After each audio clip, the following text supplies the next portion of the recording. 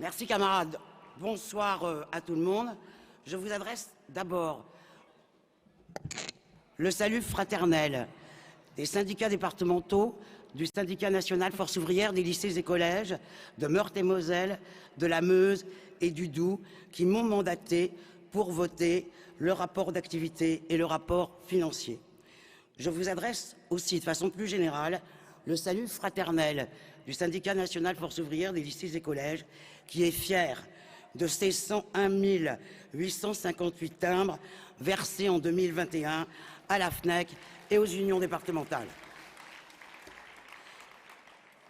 La pandémie, le confinement n'aura pas ralenti notre implantation et notre développement. Les syndicats du SNFOLC, en lien avec la fédération et les unions départementales, sont en bon ordre. Elles sont en bon ordre de marche pour construire le rapport de force nécessaire sur toutes les batailles qui sont devant nous et qui attendent qu'on s'y engage. Et c'est les mandats que nous allons élaborer dans les différentes commissions de résolution. Dans ces mandats, il y en a un premier qui a été beaucoup cité par l'ensemble des intervenants, c'est la défense des retraites. Oui, nous allons nous batailler contre tout allongement de la durée de cotisation pour les retraites et le maintien des 42 régimes de pension, et pour les fonctionnaires d'État, le maintien de la pension civile et militaire.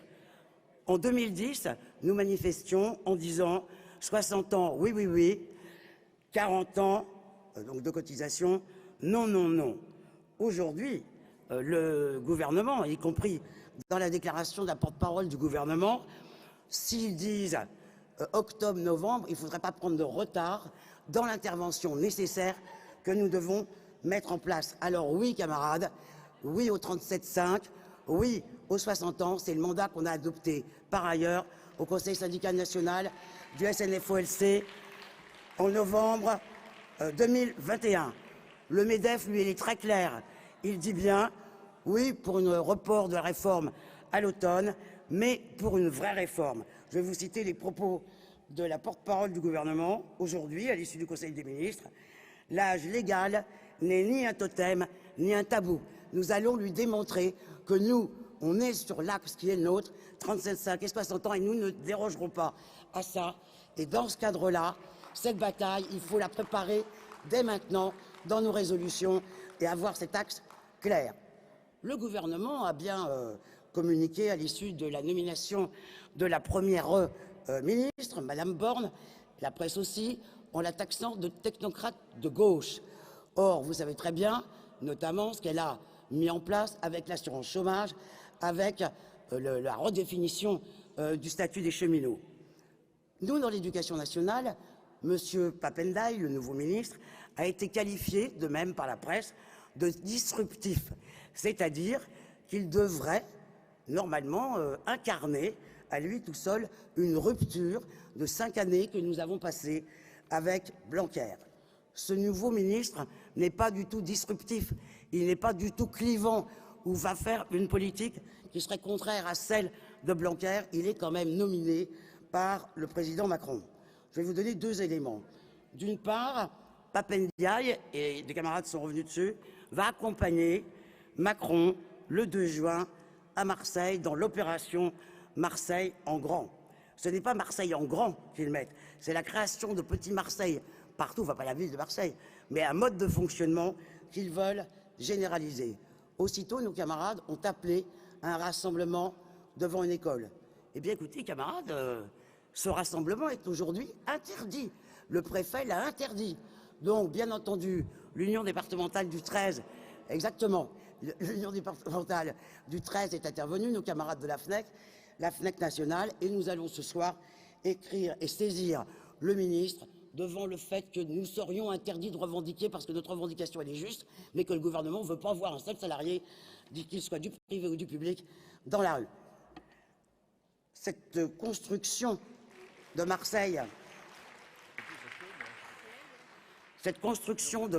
en grand passe aussi par, évidemment, l'émiettement du statut, mais passe aussi par la relégation des élèves dans ce qu'ils appellent des micro-lycées ou des micro-collèges.